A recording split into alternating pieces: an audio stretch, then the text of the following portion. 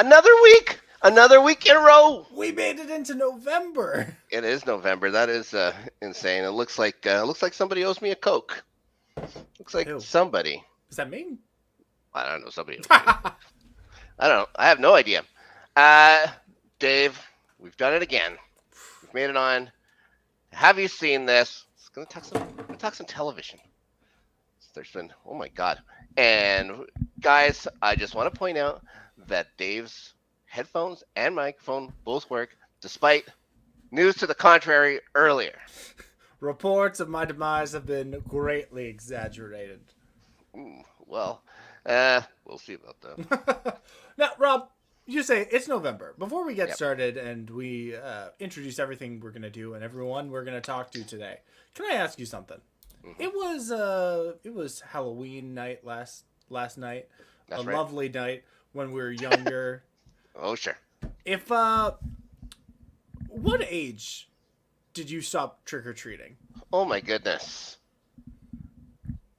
I was young. When I was a kid, I moved around quite a bit, so I'd lived out on farms and stuff like that. So that must have been 10 or 11. Okay, I think I probably stopped trick or treating around like 10 or 11, but that was because I was almost 6 foot and no one would give me candy anymore. Yeah, you look like a monster. I looked like an actual monster. You look like a monster out of it. So why bother with the mask? Wow, Rob. I didn't mean it that way. Hey Ben. Hey Ben, but I gotta say, I don't think a single person came to my door last night that didn't at least have a G1 driver's license. Like kids are just. I gave them all candy because I'm. Yeah. But I was like, who? When I was your age, I was at parties. What are you doing right now? Yeah. No one has parties anymore. You should have given them cigarettes. It's like, here you go. Well smoked. Here you go, point. bud. Or just some butts. just some cigarette butts. It's like, There you go, bud. well, yeah, you're 17 years old. Here you go. 9 ways stopped. Oh, Ben. This is even Oh. 4th grade? Yeah, you still get candy at that point. Yeah, you can make it. Anyway, that's yeah. my anecdote that I wanted to start with. Very good. Well, we got somebody hiding out here in the back. We brought him on for a specific reason. It was the end of a era on a certain popular international show. It's Taco. Here he is. It is not Taco. Could you imagine? Who puts Taco on their show? Twice 3 in a times. week. Oh. Yeah, twice in a season. No, it's not him. It is another friend of ours. We'll talk a couple other things besides Doctor Who, because his name isn't 50 Shades of Doctor Who. It's 50 Shades of Geek, and he's here with us. And now he's called himself 50 Shades of Doctor Who. So he's made me a liar. Huh? Get hyped for 50! Woo! Yeah, 50. Hello, Nice. Oh, we'll talk about that too. Obviously. Nice to see you, 50. It's been a while. Yeah, It's almost been a whole haven't 2 seen days. you in a very long time. Yeah. On Hey, Wednesdays. So, we're gonna start off with some news. I'm excited to get talking about Doctor Who, but there's been some news coming along the TV front around here. First one, and I didn't know that they were even making this, but Jack Ryan's coming back. Season 3 in December. I didn't catch I hadn't like watched anything else, but I didn't realize it was this year. December 21st. That's so exciting to me, Rob. Yeah, I had no idea. I don't know how they filmed it. Considering some guy was supposed to be Doctor, or who was it? Mr. Fantastic or whatever. I gotta say, I love the Jack Ryan.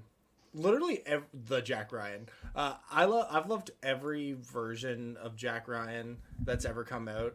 Whether it was even the Chris Pine one, I love that movie.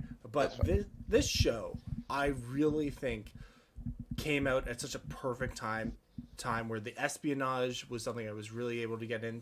The action scenes were top notch. Mm-hmm. and just like great acting. You're like, look at Jim from The Office out there acting. Look at him out there acting. So good. And I was at an advantage because I never watched The Office really, so I don't associate him just with The Office. So I can associate him with Jack Ryan. So I was fine with it. Now Obviously. I was certain that this show had been silently canceled Mm-hmm. because I had heard Agreed. no word about it.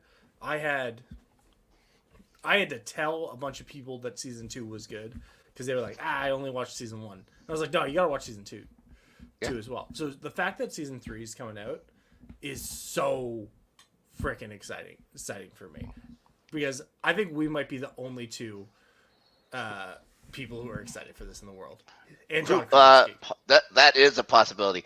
I am very excited that he will be able to beat up Russians again. Thank goodness Russians can be the friggin' bad guys again. At a time where we needed it most. Yeah, that's true. Yeah. 50, are you a big Jack Ryan guy? I never watched any version of any Jack Ryan ever. Harrison Nice. Ford, Alec Baldwin, Mm-hmm. Chris Pine, Mm-hmm. Jim from The Office. Who did I forget? You're thinking of Affleck. Oh, I forgot Affleck. I even like the Affleck movie. Yeah, it was good. Yeah. Some of all fears. Just the who's of buff white guys. The Doctor Who's.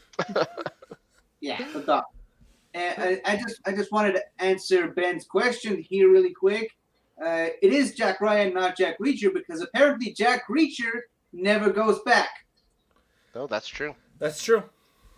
It's right there in the To title. be fair, Reacher, also a really good show that everyone Yeah, should check out. it was awesome. We talked about that. That was with what's his name? He's with the big guy. Hawk. He was Hawk on Titans. He was Raph in the Ninja Turtles movies. He was Blue Mountain State. I'm just doing filler talk right now. Somebody looks it up on IMDb. Oh my god! I thought that's what you're doing. It's like I'm gonna figure out who this guy is on IMDb because I'm just gonna go and talk my way into it. I don't like Google it. Alan Richardson. There we go. Oh, that's who was right on the top of my tongue. I also Ben knew it. thanks to Ben. Good thing you have Peggy. Hey, before I had to be on camera, I was doing all this research and just like Yeah, he was a ghost. I was Now he has corporal form. Oh, it's pretty amazing. Ben, and he was Aquaman in Smallville too. This guy's just been around it. Speaking of Aquaman, so that's a great segue, Ben. Yeah. I was when I think of Yahya Abdul-Mateen and the DC properties, not the one I thought of. I thought Watchmen. Mm-hmm. And I don't want to spoil who he is in Watchmen. But Watchmen, maybe the best comic book television show ever. It's pretty good. I don't know, Rob. I wish I had known that you were going to throw down that gauntlet at me. It's pretty good. I'm not prepared to say that. But That's fine. I don't know that Your opinion. You're allowed a wrong opinion. Everyone's allowed opinions unless they're wrong, in which case they don't matter. 50 gets it. But so I always get this actor's name wrong. How do you pronounce it again? Yahya Abdul-Mateen II. Yeah. You don't put the two I's on the end just to call him Junior. Mm-hmm. When I think of him, I don't even think of the DC properties, though. Candyman from last year immediately comes to mind. I get scared of scary movies. It's a scary movie, but I thought he played that fantastically. Like just the Candyman and him going around at the beginning as a photographer. I thought was amazing. This guy, he has range, and then also bowed out.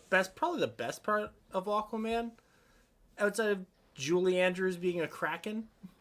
I've made it 15 minutes. That's all I could make it. Oh, man, 15 minutes. Well, you were missing out. Oh, does it get good? It gets way better after the first 15 minutes. Okay. Rob, there's so many. DC Films already have me. It's like if it can't grab me within 15 minutes, I'm out. I went to see Shazam. That's why I Well, that's watched the it all. thing I with didn't you. mind it though.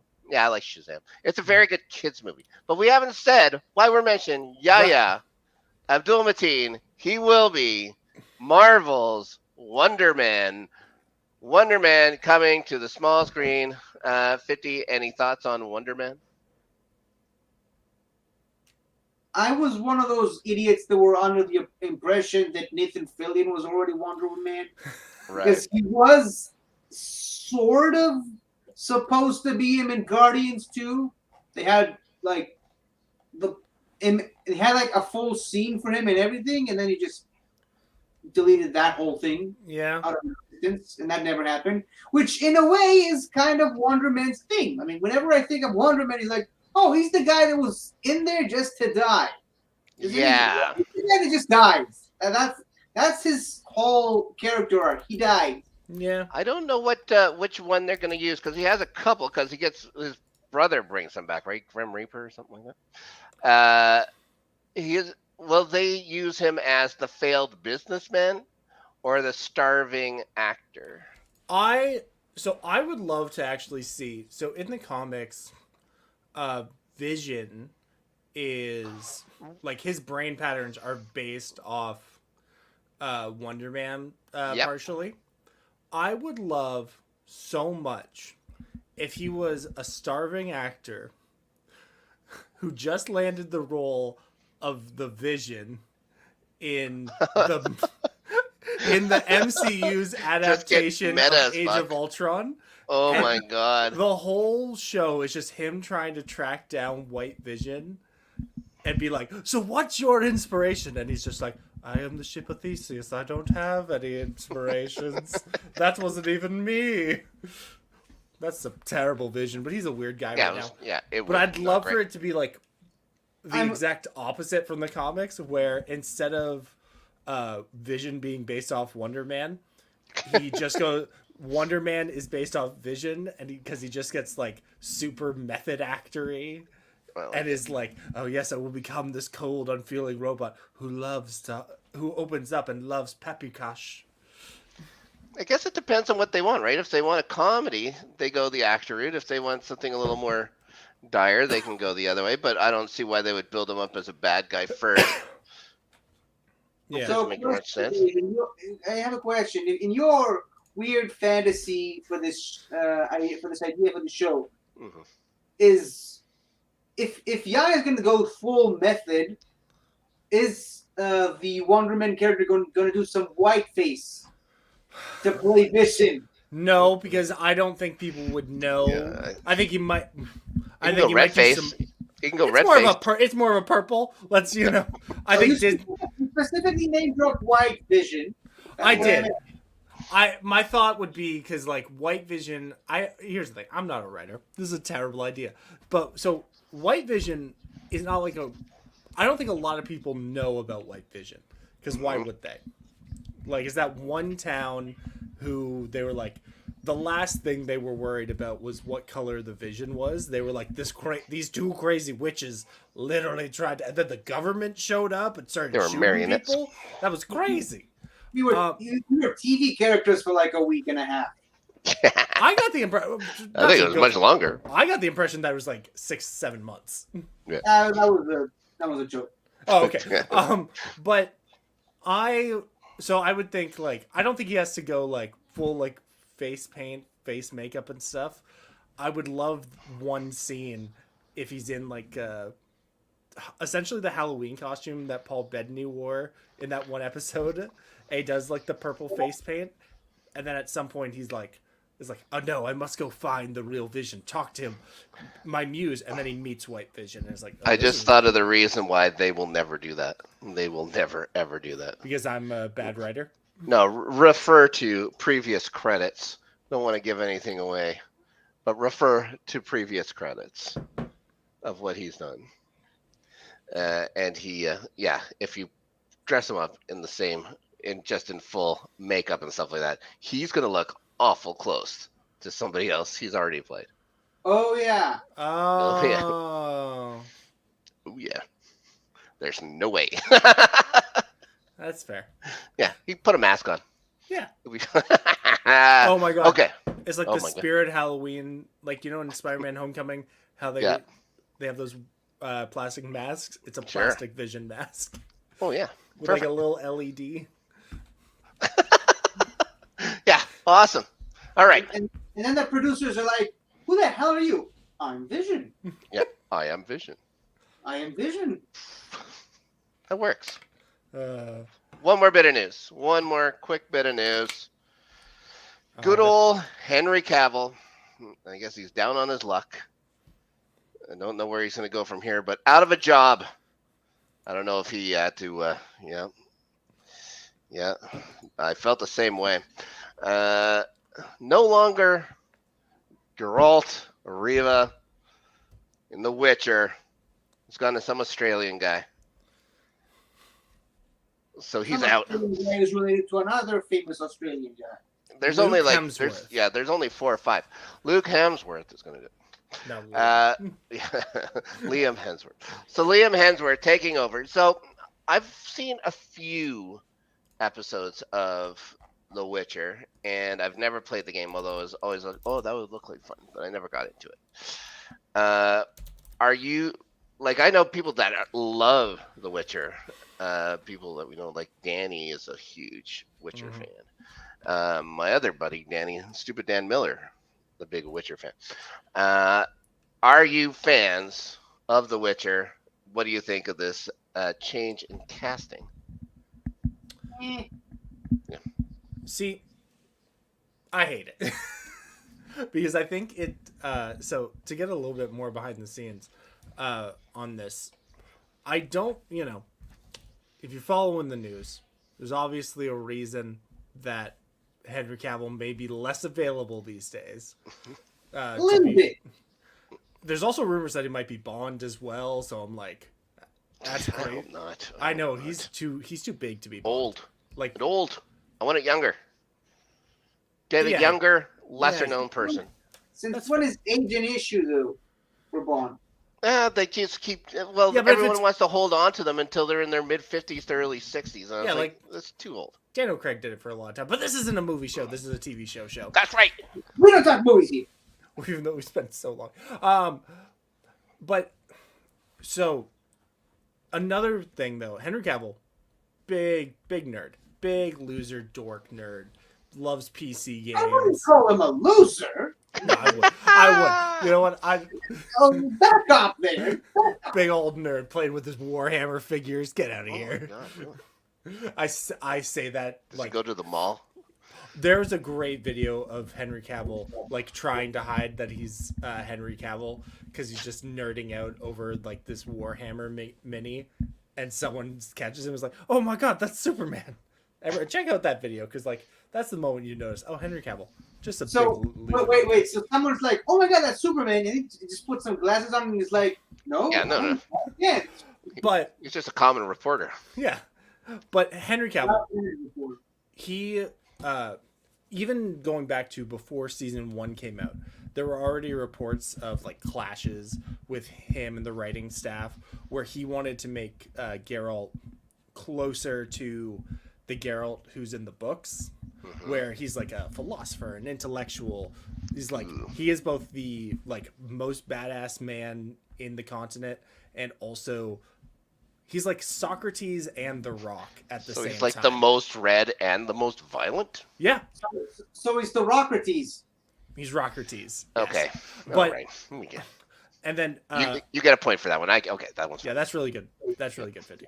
But then more recently, some reports have come out that the writers and producers on the show behind the scenes like were openly mocking the source material, being like, that's a bunch of books and stuff for losers that only exists in Poland and nobody plays video games.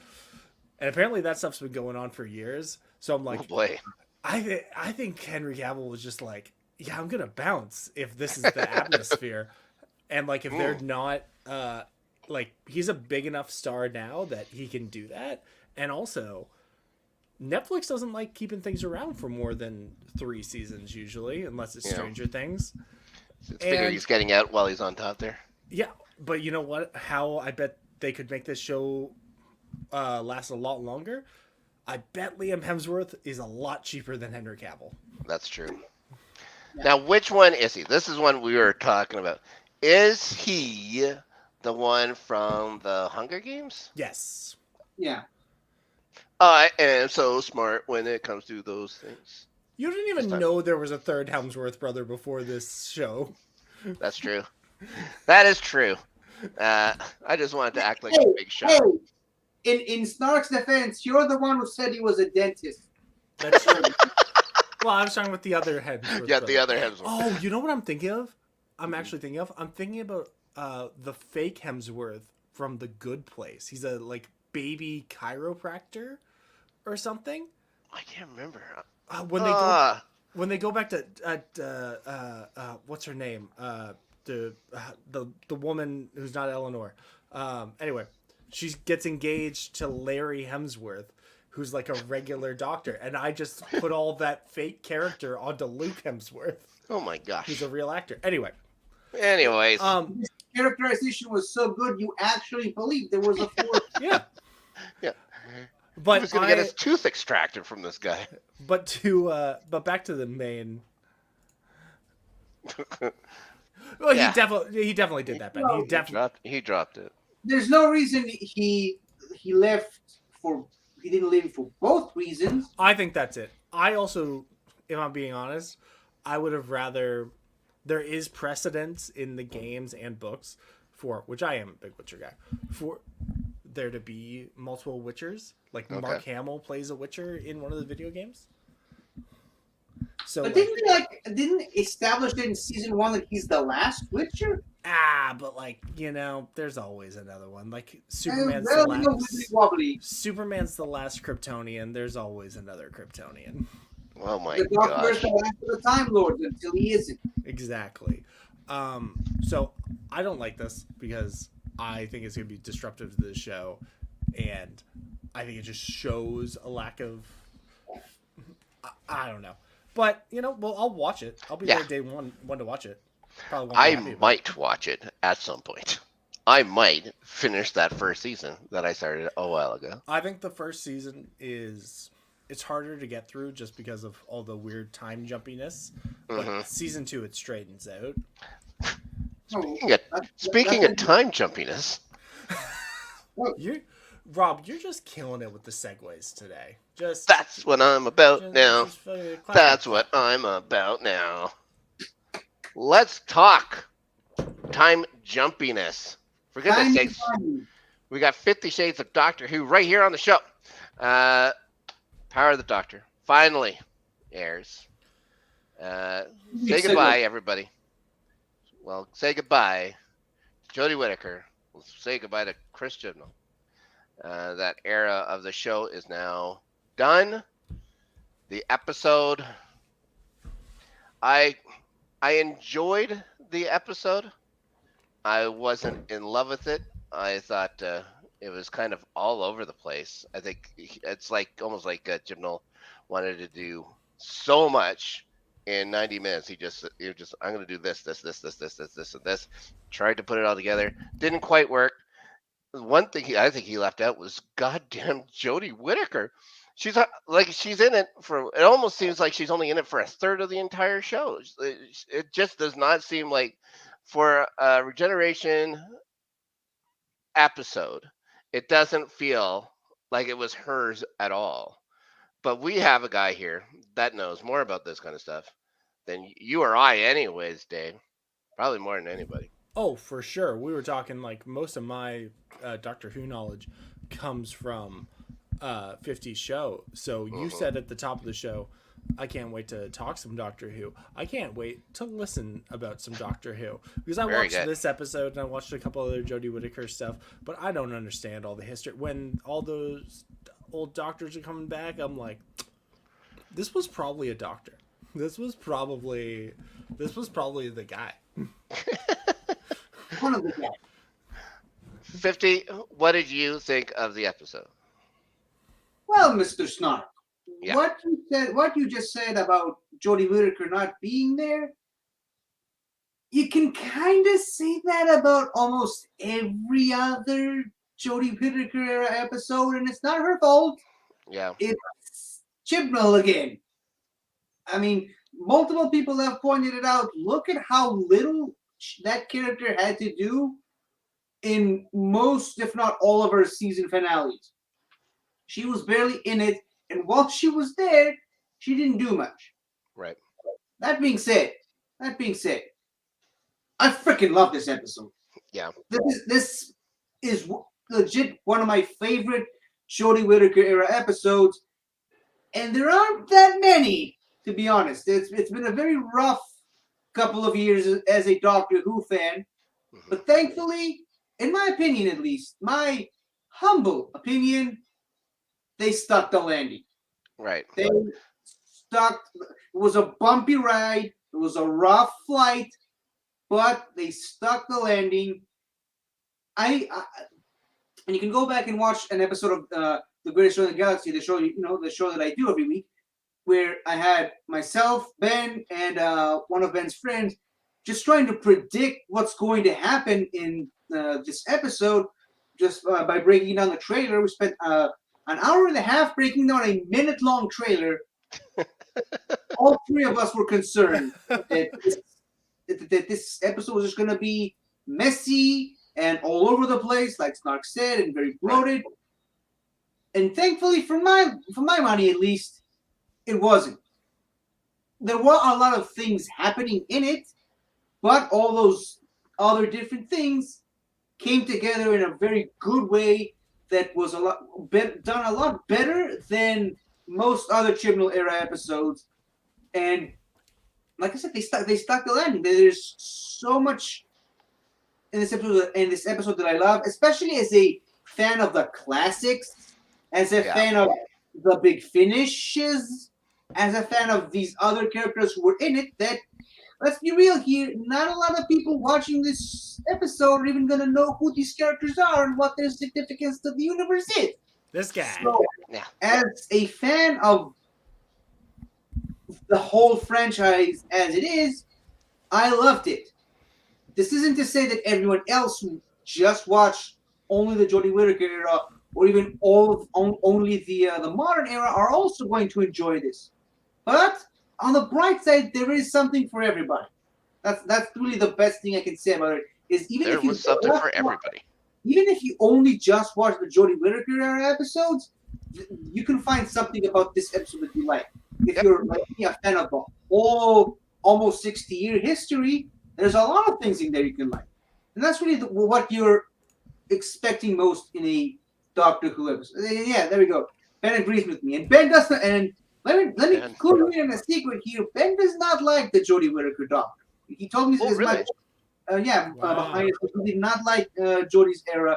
I don't even think Ben watched her third season. And frankly, you don't really need to watch her third season Flux. to get ready for this episode specifically, but like I said, it covers most of the Jodie Whittaker era, and it really ties it up in a nice, neat little bow and gets us hyped up and ready for whatever the hell Russell T Davies is going to throw at us next.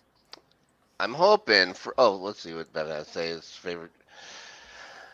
Yeah, I'm hoping that Russell T Davies just brings cohesion and can follow just a story instead of having to break it up. Now, that being said, so many of the scenes I loved. If these scenes were part of its own kind of story, instead of blending it all together, I would have loved this episode or loved those episodes separate. But we can easily, one thing we can do with this episode is we can easily break it down into its parts.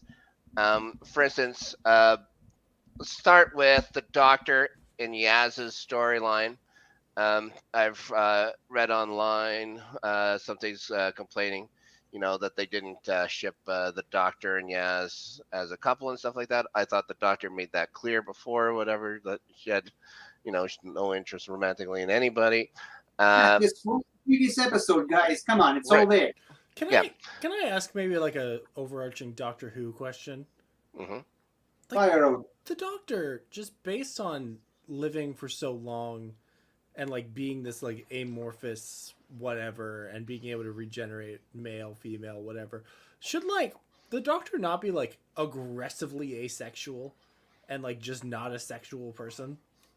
Like, I saw a lot of the shipping stuff, but that's just something I've always wondered. Like, That's always how I consider why it. Like I'm sure 50. because I'm I know sure 50 will Tennant, know the real answer. I But know yeah, but Tennant had like a girlfriend and stuff, and I'm well, sure the other. thing with Rose and stuff like that, sure. Um, Who yeah, muted Dave? I'm sorry. Go ahead. Who muted Dave? I think he muted himself. Did I mute Dave? Yeah. Well, Oh, when it you was. Oh, yeah. We can see his hand. I don't know. Okay, here's the real juice, guys. I don't know how to do anything. I can't do a thing. See, he is currently muting himself or something. Oh, he's right up. I think the mic is acting up, or maybe That's it's fine. just the Doctor interfering, not wanting people talking about his sexuality or her sexuality. That's true. Yeah, I always consider just the Doctor asexual, and then I think as this new when the new Who started and stuff like that, the thing with Rose between Eccleston's and David Tennant's and stuff like that, I think people started to change and they thought it differently. And then of course there's all the stuff with River Song. River Song, most of those things happen, or most of those things happened away from the story or whatever, and then she was kind of introduced slowly through there. So I was never a thing for having Yaz and the Doctor together. I'm never having a thing for having the Doctor and anybody together. For what do you? What's your standpoint?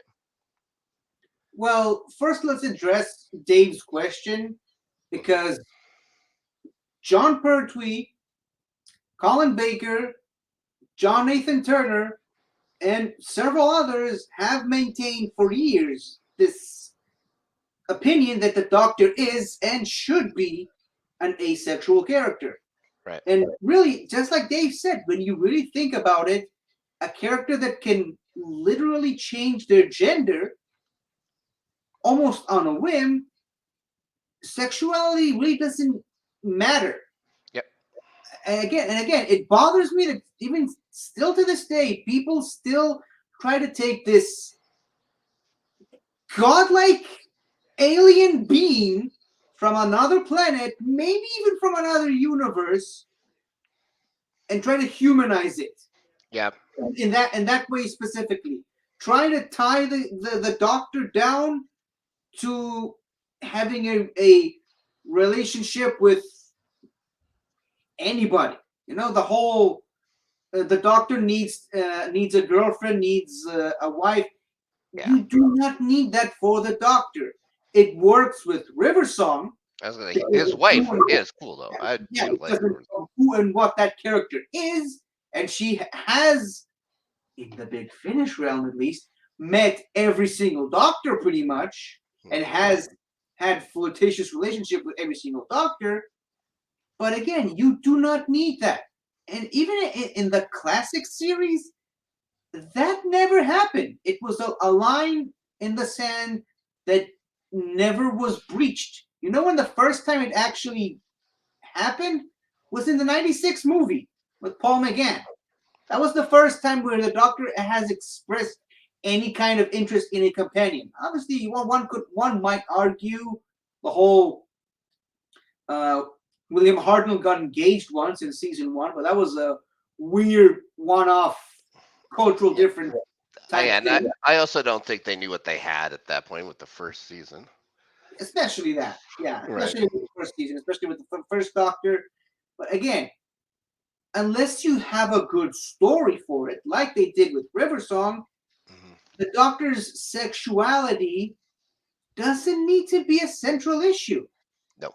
A lot, and while again, a lot of the Tennant stuff where he's flirting with pretty much every female character in the universe, it works for a one-off story, which is why I'm fine with the whole 13th Doctor and Yaz stuff. Hmm. But again, you did not need it. How they ended it in Legend of the Sea Devils, that's really all you needed. And really, when you stop and think about it, when it comes down to it, Yaz, and this is something that you can actually check me up on this. Yaz is the only companion in the franchise's history that has been with a doctor for every single story that Yeah, they the have. entire run. Not every single episode, every single story.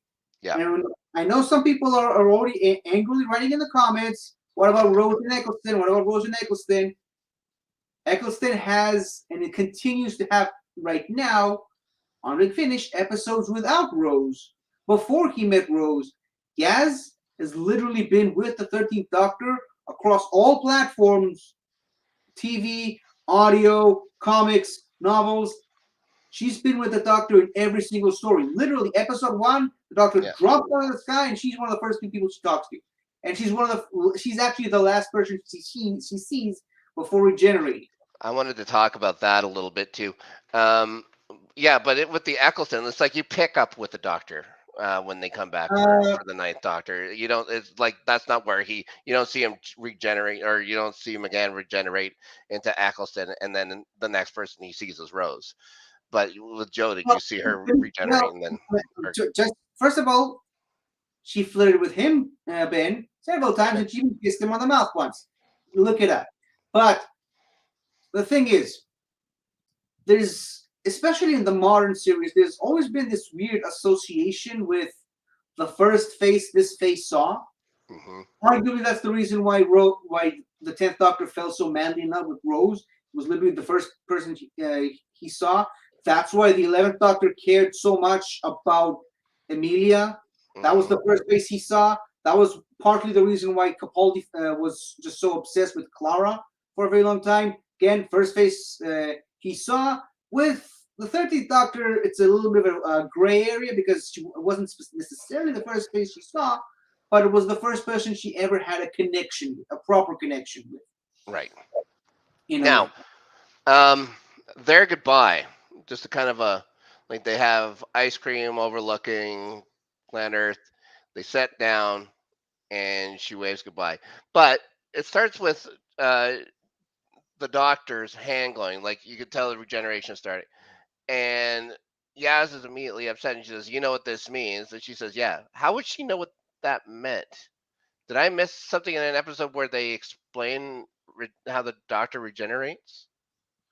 Well, first of all, there's the fugitive Doctor, so Mhm. so Yaz is already aware of the idea that the Doctor changes who she is, and Mhm. obviously in that very same episode, the Master regenerates into the Doctor, or rather, the Doctor Right. Yeah. regenerates into the Master. So she's already aware that when a Time Lord's time in a specific body is done, that's it. She becomes a different person. And again, like I said, she's been with the Doctor for so long. Maybe because the Jodie Whittaker era is still fairly recent. I haven't gone back and rewatched all those episodes as much as I usually do with most other Doctors. You're So gonna have maybe some there's time. a few lines of dialogue that I missed here and there, particularly in the last season. But it's pretty obvious that they had a conversation about that. And even meeting Tegan and Ace, which we'll get to later, uh, there's an implication, an assumption there that they've met a different version of the Doctor. And also, I mean, from episode 1, pretty much, the Doctor continuously talks about how she used to be a man once before she Yeah. met Yaz and all of that. Yes. No. I was sure that she knows about regeneration. I just didn't know if Yaz knew how it starts when the hands started glowing. Like I didn't know if she knew what was going to go on. I couldn't remember that or I didn't remember that she was in the room there when the master took over the doctor there. Well, I mean, technically she wasn't in the room, but she saw it on the monitor, and the Yeah. same type of energy in her hand was the same type of energy in that chamber. And even I just watched the episode before starting the show just to get ready. The master sort of spews out regeneration energy at one point or another. So Okay. and again, the cyber masters they regenerated and it was the same type of energy. She knows of what the Cyber Masters do. So again, the evidence are all there. She's fully aware of regeneration by the time she sees the energy in her hand. And at this point, I can only imagine she just didn't want. She wanted her adventures with this doctor specifically to remain as they were, and not be a part of the next doctor's life. That's just my assumption. What did you think? Just the wave goodbye. Puts her down, and then where the other companions are. Were you satisfied with the way that their relationship just sort of ended, or that relationship just sort of ended? Just a wave and a nod. Yeah, I mean, I No, just said that. I mean, they both felt like we had our time together. It was special. We loved being together. Time to move on to the next generation, not to drag it on to the next doctor, which is something that a lot of doctors, classic and modern, don't necessarily do. A lot of the times, the companion who was with a particular doctor during their regeneration scene, they continue to stay with the doctor until their eventual departure. There was only like a handful of instances where a doctor is completely companionless while regenerating. like the 13th Doctor. Uh, okay, let's move on. Let's move on from the Doctor and Yaz. Let's talk the Master and his storyline in this. Master.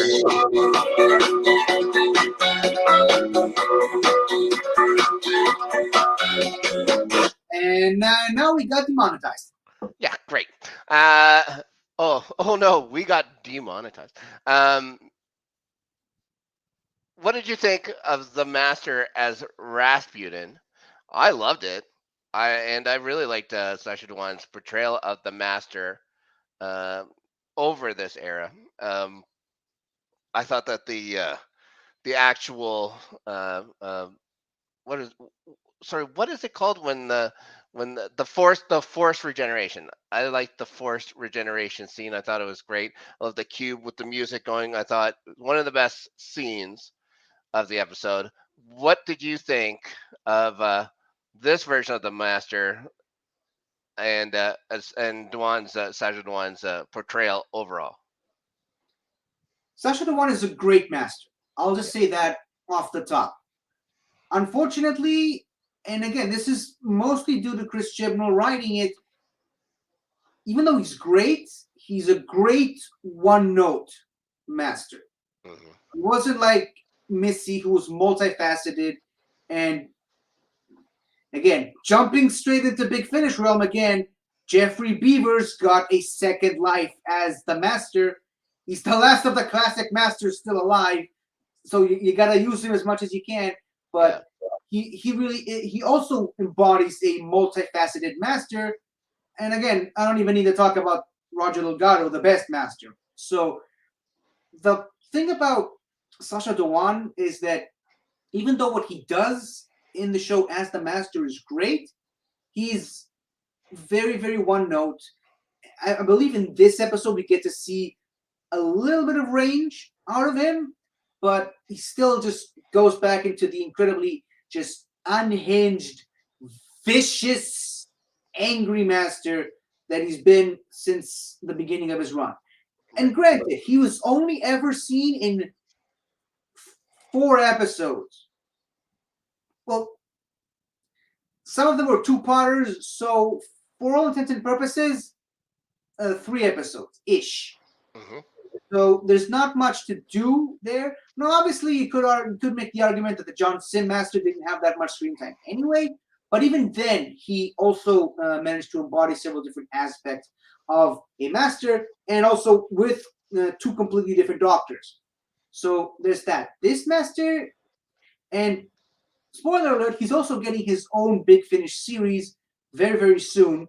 He'll be the 4th master to get his own standalone series on Big Finish. So I'm very much looking forward to what these guys can do with this guy. They've done some great stuff with other masters. They even come up with several original masters exclusive to Big Finish. So I would very much like to see a different writer's take on this master. And in as much of a way that I would like to see a different writer and a different showrunner's take on Jodie's Doctor. I think there's a really good Doctor in there somewhere. She just needed and I'm sorry to say this because they're really good friends and they work together on Broadchurch. They needed Yes. a better writer and better showrunner to get that out of her, which is why I'm really, really looking forward to eventually, maybe someday, she will join the Big Finish Club. I'm really curious to see what her other audio cameo appearance on Doctor Who Inducted is. Still haven't checked that out because BBC. But Sure. What a different set of writers can do with this master is very interesting. Should we talk about him being Rasputin? Because that is a bit of a can of worms there. Should we discuss it or? Well, yeah, no, yes, go right ahead. I thought it was an interesting choice, how Rasputin was supposed to hold sway over the court of Nicholas II and stuff like that. So I thought putting the master in there was excellent, and having Nicholas II call him master and stuff like that, and then talking about how the second moon is there. That second moon, by the way, that the Cybermen's planet or whatever that they made looked a little on the nose to some other intellectual property that I don't think we have to really mention, but it's kind of on the nose. But yeah, I really enjoyed. The one thing I didn't get was I enjoyed the Rasputin part. I didn't much get the paintings, why he was putting himself in the paintings. That was all. Well, to address the other moon thing, all I can say is that's no moon, and let's just leave it at that. But That's right. Yeah, that's true. yeah, well, I Yeah, mean, don't come at us. Come at the British Broadcasting Corporation. Well, I mean, hey, Doctor Who kind of is owned by Disney Plus now, so That's true. Maybe it's a tie-in. maybe. But talk about the Nicholas II part first. One thing that I loved from this episode that not again, you have to be a classic fan to notice this, is that the Master's pretty much signature line, at least in the classic era and in the Big Finish realm, is I am the Master and you will obey me. That's really just the Master's signature thing, as just looking into people's eyes and telling them, I am the Master and you will obey me. And they do it. I mean, he's a master hypnotist. That's what makes him such a threat to the Doctor. He's literally can control human beings just by looking at them. And the modern series didn't really delve into that much. It was a little bit with the Johnson Master, but not much. But what I loved about this moment is him looking into Nicholas II's eyes and Nicholas saying, you are the Master and I will obey you. Which is sort of a flip on the original thing. I love that. The references in this there's more references in this episode than any other episode in the Jodie Whittaker era, and I'm all here for it. I loved it. I was thinking this was the most. This was something that Chibnall did for the fans for sure. He was playing fan service left, right, and center, and plus I knew growing up he was a big Doctor Who fan. So it's going to bring us to the next part I wanted to talk about, which is having not one but two classic companions come back. Tegan and Ace back on the show. I can't believe they also didn't just roll out with their Big Finish episodes that they must be doing right now. Were you excited to see them? Were you happy to see them? Well, listen, ever since they showed up in the trailer for this episode at the end of Legend of the Sea Devils, I've been both excited, curious, and nervous, all at the same time. Excited because they're bringing back classic companions, not necessarily some of my favorites, but they're bringing back classic companions. They're continuing to strengthen the bond, the bridge between the classic and the modern.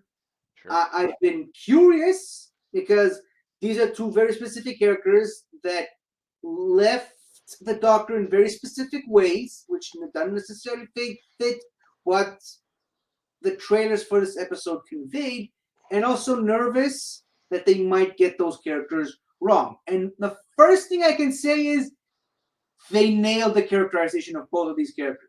Tegan, exactly the way she used to be, all throughout her 3-season run, I think.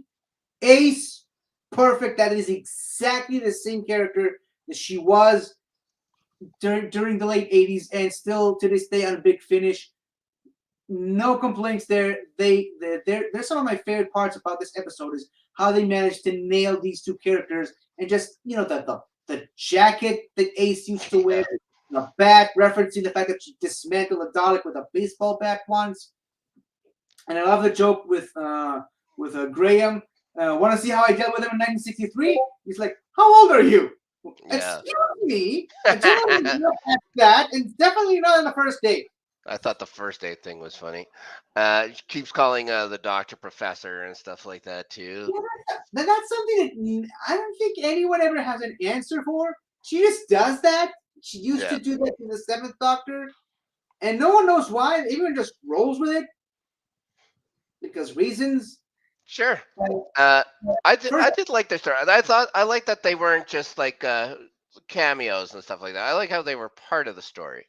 Yeah, and they even got their names in the opening credits, which never happened for either of these characters. And it's these two companions that never met each other on the TV show, but obviously the actresses know each other from conventions and stuff. They never met in Big Finish, as far as I know, and I've listened to a lot of Big Finishes. But there's two completely different characters from two completely different doctors and two completely different eras, and they worked together. A little bit of a minor thing that people decided to make a big thing of is Tegan using guns and firing at Cybermen. And if you actually did watch her last episode on the show, Resurrection of the Daleks, the whole reason she left the Doctor is because she got tired of the excessive violence and people dying and all the darkness in the universe. So she just got up and left, and suddenly she's back firing at Cybermen. But you know what? 38 years. It's been 38 years. It happens. 38 years. She's been through the ringer, both in Big Finish and novels. Yeah, she can fire guns at Cybermen. And again, it's another one of those. They keep bringing in the references. This episode is fan service done right. Fan service in the most beautiful way, referencing the gold bullets because, surprise, surprise, Cybermen used to be weak to gold once. And that's actually a big major plot point in the one Cybermen episode that Tegan was in. And they even referenced that with the death of Adric, bringing in the Fifth Doctor for that. I loved the characterization of these two characters and how they actually brought back the actual doctors who were with these two characters in their heyday and give those two characters just one last moment with their doctors. That it brought me to tears. I was thinking of you when I was seeing that for sure. The conversation of Peter Davison and Janet Fielding and what the Doctor says to Tegan, and then later in the episode, Sylvester McCoy and Sophie Aldred just having a conversation, and the Doctor saying we were better than good, we were ace, just like, oh yes. Let's talk about that consciousness of the Doctor when she goes into I don't know if it's like the nether plane or the plane in between or something like that. Not really death, but getting to see the old Doctors, getting to see, like you said, Peter Davidson was there, McCoy, McGann. Are you excited about where that can lead for stories moving forward with the Doctor? That at any time they may be able to pull a Doctor into a story? Absolutely. That moment, and shameless plug, you can watch my reaction to the episode on my channel. It's about 22 minutes long. Had to cut it down because BBC, again, I uploaded it and they took it down. So Monster. I shortened it up and put it back again. Long story short, but that moment floored me. Yeah. Like, there have been rumors and speculations about other doctors, especially McCoy. McCoy's been heavily rumored to be in this episode. And she's in that edge with the reverse coat that I loved from the previous season. I loved that coat. And you see the familiar this. Yes. And then David Bradley shows up. I was over the moon. It's like, yeah, they got him back. They got him back. They're having a conversation. And then the camera's squarely focused on Jodie Whittaker's face. And then you hear Colin Baker's voice. And just my whole body shook when that moment, when good old 60 shows up. My favorite Big Finish doctor. And again, I acknowledge this. On television, not the best doctors. I acknowledge this. He literally first episode, he strangles one of his female companions to the ground. So yeah, didn't have the best stories, not the best doctors, but guys, listen to me. Big Finish did Colin Baker justice. He's one of my favorite doctors now. That being said, seeing him in the flesh, talking to Jodie Whittaker, then switching to Davison, then switching to McGann, then switching to Sylvester, it's like crazy. And I love that even in that moment, even in that scene, there's banter between different doctors in the home again, like, I don't do robes. And Sylvester McCoy having an argument with him, and him going like, I'm a manifestation of our consciousness. I can wear what I like. Like, shut up. Right. And it's something that the doctors always do whenever you have multi-doctor stories. Going all the way back to the Three Doctors, I think you watched that one where they have Pertwee and Troughton in the same Loved it. Loved that episode. artists together, and they're arguing and they're bickering. That's something that the doctors always do all the time, and it's great. And if I can just have a sort of minor fan theory, obviously we all, well, I at least, loved the whole joke of McGann being like, I don't do robes. I wear what I like. I have a minor fan theory that the reason he was wearing his proper doctory outfit was so that they can slap his new appearance on more Big Finish stuff, because yeah, they for years, well over a decade, they've been using the same promotional images from the movie on Big Finish stuff.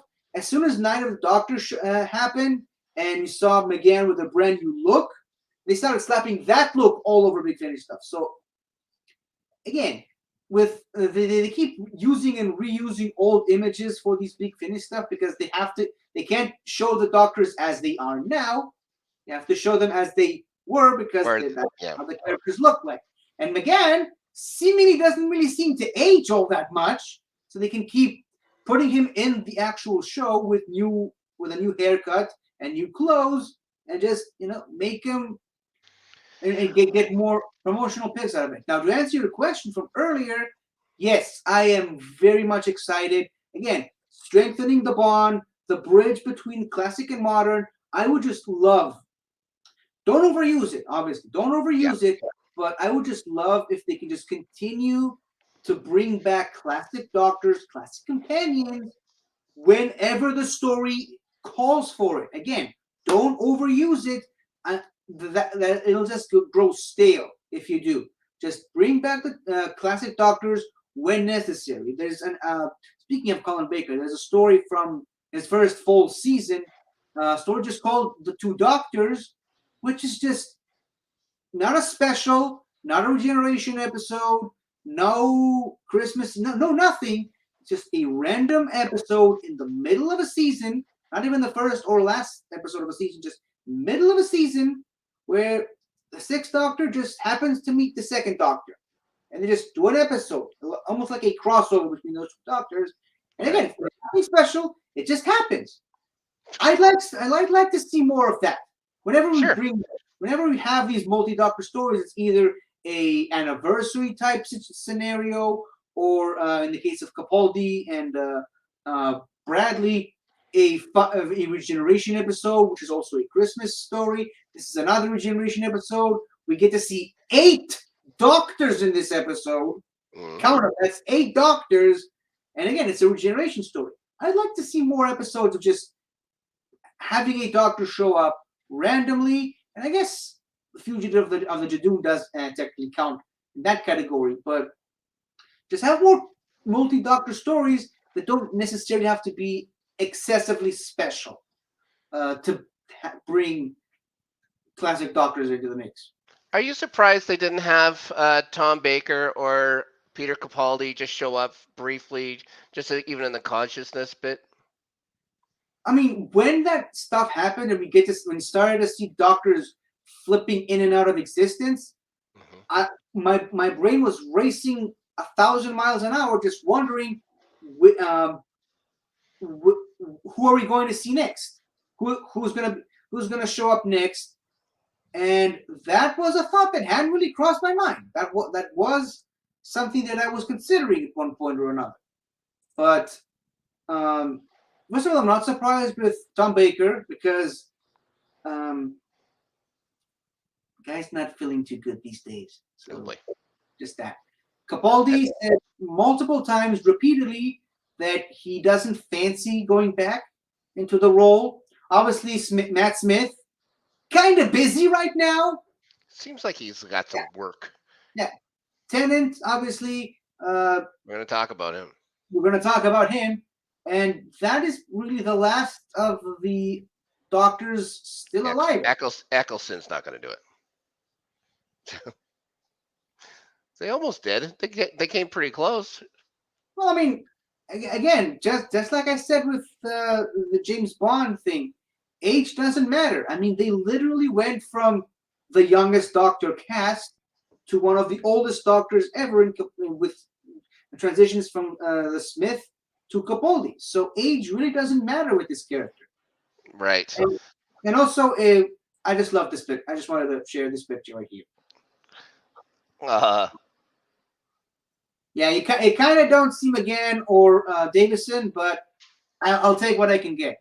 And also something really interesting to notice: David Bradley, way taller than William Hartnell, and yet somehow he works. He fits that role like a glove.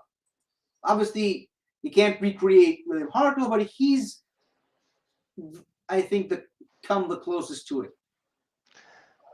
Let's talk David Tennant. He's back, and he's officially number 14. They've named him officially, and he's going to do three episodes or 3 specials, I guess, before Shooty gets to go and do it. And Shooty's going to be 15. Did you know that this was coming? Did you have an idea that this is what they were going to do? Well, listen. They've been talking about it for months. That obviously, and here's the crazy thing: a lot of people, we've been known for a while that David Tennant's coming back. As a matter of fact, I'm pretty sure, if I remember correctly, they announced Russell T Davies is coming back before Jodie's final season came out, which not a smart business plan, not a smart marketing plan. But whatever, they did that. And they announced David Tennant is coming back before they even cast Ncuti Gatwa. And the prevailing theory was, for a very long time now, it was that Jodie's going to regenerate into Tennant for 3 episodes, and then regenerate into Ncuti. And surprise, surprise, it looks like that is happening. Because why would they go with the bridge? Why would they bridge the doctors? Why would they bridge with Tennant coming back? Like, for me, one of the most emotional moments in Doctor Who, especially the new Who, is him saying, "I don't want to go." Well, now they just bring him back. Well, he didn't want to go. Yeah, you're right. I mean, do we need to hammer that point home even further? No kidding. Well, he didn't have to, I guess. Now listen, when I first heard the theory, that she was going to regenerate into Tennant and then regenerate into Shooty, I immediately hated it. And Tennant's my favorite Doctor, all-time favorite Doctor. Mhm. It's unnecessary. I mean, we know we're bringing him back, and I love to see him back. Bringing him back this way, completely unnecessary. It throws everything off, and in my opinion, it ruins one of the best parts about a regeneration story, a regeneration episode, the actual regeneration itself. Now that scene is imprinted, embedded into the Doctor Who mythos. It's going to join. Now that whole scene in and of itself is going to join the pantheon of regeneration scenes in the sky. That there's no getting around that. There's no changing that. It's part of the history. However, it is Russell T. It is David. Let's wait and see how these 3 episodes pan out. And if you want to ask why the bridge, the obvious answer is 60th anniversary. They wanted to do something special. They Yeah. want to do a big, massive storyline that spans 3 episodes for the 60th anniversary special. Is it the right idea to do the bridge? That the big special 60th anniversary thing is the bridge? Only time will tell. Right now, again, not a fan personally. I loved how the scene played out with him being, I know these teeth, and like, what? They changed my clothes too? I liked the scene itself. Did not need to see that. It did not need, they should have, in my opinion, they should have just had her generating into Shooty, and then mysteriously in the next episode, somehow David Tennant is back. Or, I don't know, anything else. But again, wait and see. This is Yep. That Doctor Who has always been that show where you can't just be immediately reactionary and immediately hate what's happening and just swear off on watching the show. It's always been that show where just wait and see how this plays out, and revisit it back a couple of years from now and see how you feel about it several years after the fact. That's always been the greatest strength of this show, the power of the Doctor, if you will. Oh boy. But again, with the whole bringing back classic Doctors and regenerating into a different Doctor, into a previous Doctor, I should say, that immediately gives me vibes of this is directly tied in with the whole 60th anniversary. They want to do something special, and obviously we do get to see a snippet of Ncuti Gatwa as the next Doctor in the small teaser that they released. As for Russell T confirming that Tennant is now the 14th and Ncuti is the 15th, what my opinion on this? Okay. I Yeah. honestly, Well, yeah. That's why you're on the show. yeah, I know. I was setting up for something. Oh boy. Here we go. My opinion, I think Russell T is just messing with people. He's just trolling. I think that Doctor is the Ncuti Gatwa Doctor, looking like David Tennant for some Neil Patrick Harris related reasons that we'll know in the next few episodes. But he is not really the 14th. My opinion is that Ncuti is the 14th. Yeah. I think it's Tennant, and I think it's just Russell T just trolling people because he likes to do that sometimes. He likes to mess with people. He loves leaving a lot of things open ended. Case in point, who is the mysterious woman from the end of time? Right. We still don't know, and he still won't give us a straight answer, even all these years later. So I think him saying that is specifically just to get people speculating and believing one thing when in reality he's doing something else. I would. Yeah, I would love that if he was like kind of in disguise, and you never knew that that is not going to be like the 10th Doctor. That is Ncuti in disguise, and that's why he's saying he knows the teeth or whatever, and then he's surprised because he isn't the way he's supposed to look. So yes, I like that theory. I like it a lot. I didn't even think of that. So, uh, Because, again, and a lot of people are one of the main major questions is she regenerates into Tenant. Okay, that's one thing. Why do the clothes also regenerate? I was wondering the And, same thing. and again, it's not the 10th Doctor's outfit. And if you actually look really close, it's sort of a mishmash of different Doctors. You got Capaldi's jacket, you got Troughton's pants, you have a tie, not necessarily the 10th Doctor's tie, but a tie. It's just a mishmash of different Doctors. And another theory that I've seen floating around is that it's a outfit specifically designed to be adapted into any Doctor. Sort of similar to the pseudo outfit that the Master wore in the brief 5 minutes that he was the Doctor, where he just took a bunch of Right. random stuff from different Doctors and put it all on himself. I think the costume is heavily tied with the reason why we're seeing Tennant and not Shooty in that scene.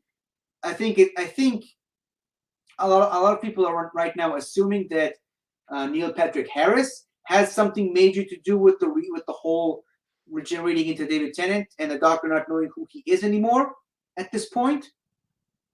So yeah, whatever ends up being in the 60th anniversary specials, I think all will be revealed. And something again, shameless plug here. I recently did a video where I talked about every single regeneration and what I like to call the 10 essential steps in every regeneration.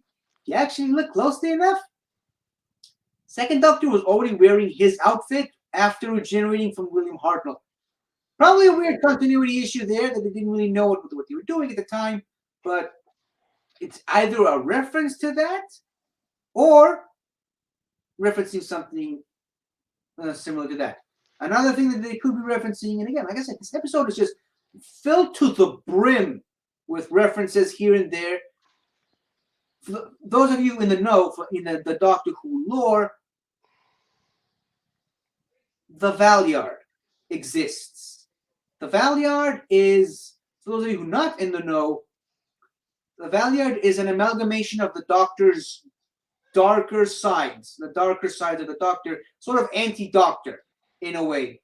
Referenced, or rather referred to be the Doctor somewhere between his 12th and final incarnation. Not Capaldi and not Smith. The Master explicitly says somewhere between the 12th and final incarnation. He didn't explicitly say 13. It just says somewhere between the 12th and final one, which a lot of people, for not really good reasons, immediately jumped at the time to the Meta-Crisis Doctor, the other David Tennant Doctor. I, for a very long time, maintained the theory that it was the Dream Lord, the Toby Jones character that was in that one episode and never came up again. Maybe that is this, or rather, finally we're getting an answer to the age-old question of who the Valyard is, where he came from, and it might as well be the Neil Patrick Harris character in the specials. Who knows? It might as well be this version of the 10th Doctor, maybe this version of the Tennant version of this Doctor splinters off and becomes the Valyard at some point later, and then regenerates into Ncuti Gatwa. Again, we're speculating on things that are well over a year away.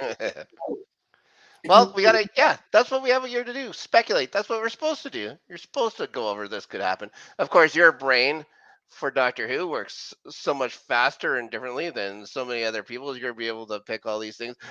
Your brain is gonna be a hot mess to dive into if I was a psychiatrist and getting all your Doctor Who stuff at you. Do not do that. Yeah. Advice for word of advice: do not do that. Do not even Yeah. try. Be insane. I don't know One. if you watched that show, Lock and Key, but Okay. yeah. There's like a key that you can just use to get inside people's heads. It's No a weird thanks. thing, but you do not want to go inside my head. Nope. Never. One last question for you. Last question, and we gotta wrap up here. Uh, the doctors, I'll usually have the one last line. I liked Eccleston's. You were great, and you know what? So was I. There's I Don't Want to Go. Uh, what did you think of Tag Your It as I a loved last it. line for? Yeah, I thought it was fun. I loved it. It very much veers into the territory of I'm accepting this. I've accepted who I am. The 13th, in a way, the 13th Doctor's whole entire character arc was accepting who she is, despite her rather questionable past that she discovers along the way, and and again coming to terms with regeneration, realizing that it's necessary, and looking forward, hopefully into the future. Awesome. Again, unfortunately, that whole beautiful moment was then ruined for me personally because of the unnecessary regeneration in the tenant. But like I said, have to wait a year and a month to figure We'll out see. what to deal with that. Like you said, don't get mad yet. We'll see what they do. 50. Give you a chance to do some plugs here. Maybe you might want to plug a certain episode you did with a very good-looking co-host this past weekend. Yeah, who might uh, uh, coincidentally share a face with this guy right here. Oh my god! So if you for some reason uh, thought that my me talking about Doctor Who just wasn't enough for you, and you want to hear me talk about more, you should probably check out that almost 2 hour video that I made. But you can also check me out every Monday on The Greatest Show in the Galaxy. This guy is practically a regular on that show. I I have him love on it. whenever I can, and I'm also on a show called the Northern Countdown. Northern Entertainment Group is the name of the channel. I apologize. Every Saturday with Ben and Soda, and I was fairly recently on Taco's Geek Gauntlet, and yeah, that lasted for about 3.5 hours ish, and I Nice. got to give some interesting points on there. So that's all I have to say for now on that. Busy. What a busy guy. And I also sorry to cut you off. I also Oh yeah. on my own YouTube channel for Shades of Geek, I do weekly reviews of every single Doctor Who episode from 1963 all the way up to 2022, and it'll take a while, but eventually I'll get to this episode as well.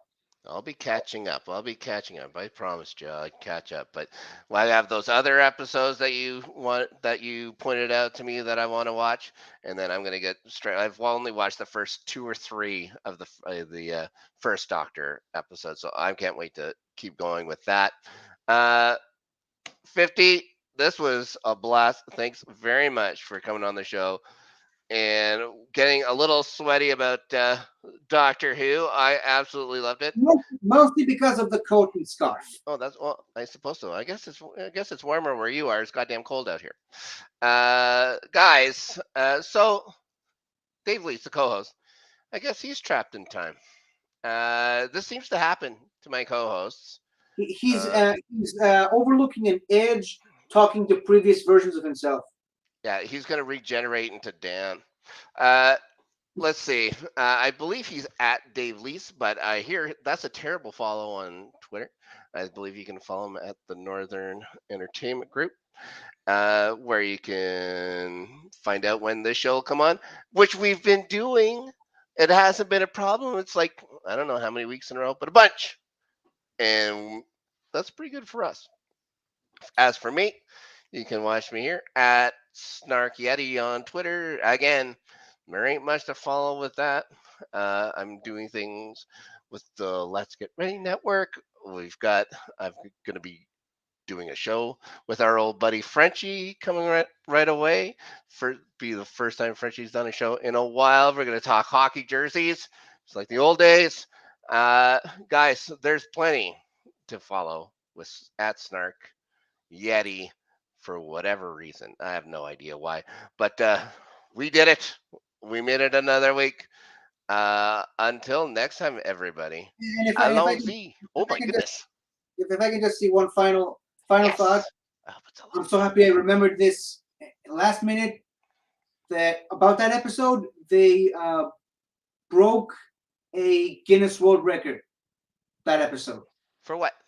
with the inclusion of William Russell playing Ian Chesterton, a character that Oh, yes, of course. I forgot completely. Yeah, we didn't even talk about the he companions. played the character in the. He's the first ever male companion ever in the history of the franchise, and he played that character for like a hot minute in that episode after 57 years, 3 months, and 28 days after the last time he played that character on the show, breaking the previous record by about 11 years or so.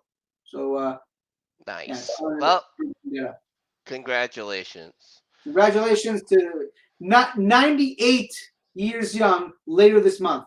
He will be 98 years old by the end of the month. Goddamn guy looked better than me, And me. and I'm only 22. Yeah, me too. Right. Yeah, me too. Perfect. Okay. Until next time. Allons-y.